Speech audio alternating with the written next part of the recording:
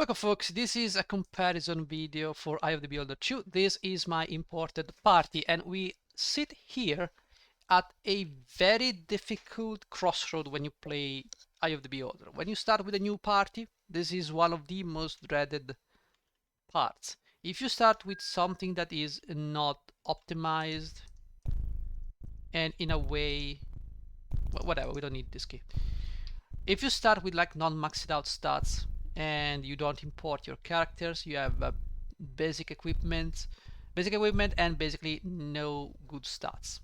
Now, this is a party I've completed Eye of the Beholder 1 with, and I have -9 armor class on a paladin. This is the maximum you can go, maybe -10, I don't know.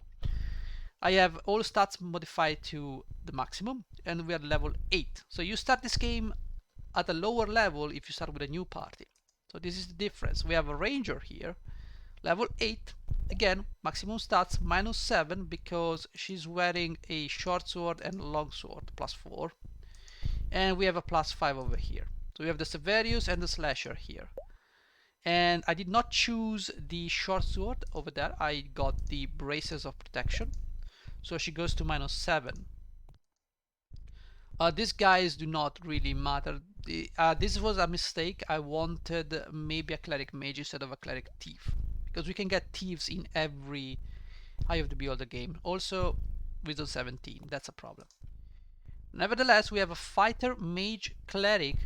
With some Kenku grinding, we were able to bring this mage to level 7. He's also a cleric and a fighter with -3 armor class.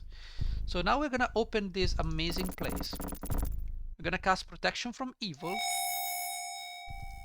We have access to prayer, typical buffs, nothing crazy. We can bless. And I'm gonna show you how easy it is to kill these guys. Look at the damage. Look at the difference in damage. We're gonna be killing them without effort.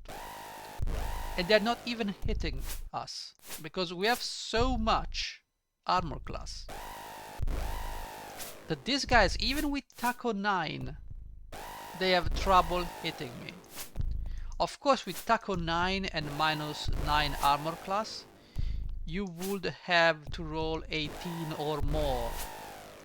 So you basically have a 10% chance to hit, one of 5% of which is a critical hit. So look at that.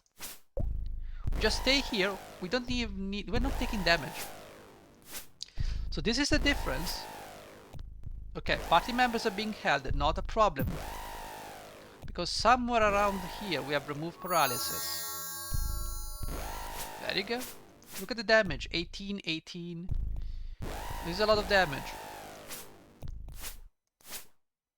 If I want to cast spells, I can cast spells. I have a lightning bolt. We can use that. The game allows me. Gonna eat the cleric. Basically, we deleted the cleric instantly. And there you go. And then we keep on going like this. There is no need. See the difference? We're just mowing them down. Now, I think a paladin is an interesting class.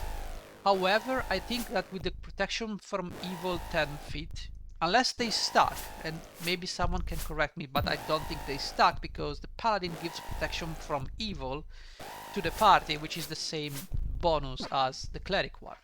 So I don't think it's gonna matter. So you might as well bring another fighter. So you could bring a dwarf fighter, but then again, it's gonna cap at 17 dexterity, so you're gonna have 8 armor class if you use a shield, or 6 if you have the braces of protection and you use 2 weapons. And you gain what? 1 constitution and resistance to poison, which is whatever. Anyways, that's a topic for another video I'm gonna make. But for now, look at that, we're just killing them. Slaughtering them with no issue. No problems at all. And there isn't even a need for a +3 short sword, because look at that, we're hitting every single time. I mean, a +5 weapon is a +5 to hit. On a level 8 paladin, it's gonna bring him down to a good chunk of, you know, a good level of tackle. And we are basically done. So this is a stress-free way of playing the game. More? Sure. I can stay here and kill them forever. This is a big difference between the parties you make, and it may even be easier if you import your party without modifying your party. But this is a modified party with weapons that you keep from the first one. So sometimes they hit me, sure, it's okay. Oh, look at that. We're just mowing them down. And there you go. It's easy. Boom, done. This section completed. No effort, no need to sleep, no need to do nothing. So this is the difference. So when you're playing Eye of the Beholder, you know what you're gonna end up against. So you've seen my party, which has sub-stats like 16 strength on a fighter. And you've seen how much I struggled in my Let's Play series. You should go back and watch the first, what? It's the 4th episode, maybe 5th episode or 6th, I don't know, 50 is probably right. And when I fight these guys, and it's obviously a tragedy. I have to rest many times, I have basically issue killing them. This is the best. Look at that. This shield is a +3 shield. And I left the +2 on Kergar, probably, some of the NPCs. I could give the +2 to this woman and she would have like -9. So you basically be not impossible to hit. You can also use the +5 dagger, +4, +3, and a +4. So this is gonna be 1d4 +5. So this is gonna be from 6 to 9 damage. This will be from 5 to 8, from 7, sorry, from 4 to 7, and this will be, darts are 1d4 or 1d3, 1d4 probably, maybe 1d3. It doesn't really matter because you are gonna always hit these daggers. Probably best given on a mage, so he can fight from a distance.